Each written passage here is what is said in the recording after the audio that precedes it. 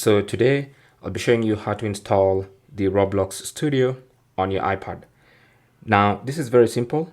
Simply go to your favorite browser. It could be Chrome, Safari, or any other browser you use. Now I'm just gonna go for Safari. Now inside Safari, go to the URL bar and type create.roblox.com. Okay, so that is the official URL for Roblox Studio. As you can see, you can even go ahead and log into your Roblox account. So just tap on login, enter your credentials, and then log in.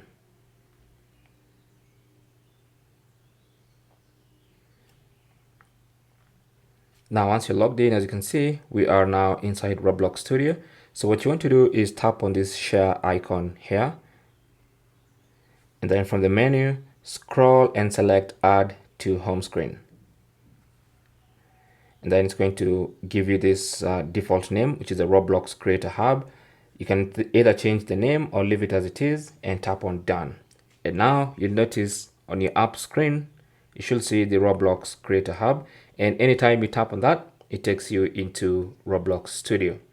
Now, the reason you're doing this and using a desktop shortcut for the website instead of the app is that there is no dedicated app for the iPad. So if you go to the App Store and then look for Roblox Studio,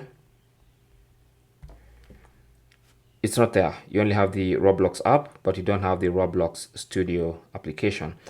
And that's why we're using this browser shortcut for the website as an app, as an alternative for the app. Okay, thanks for watching. Comments and questions down below, and good luck.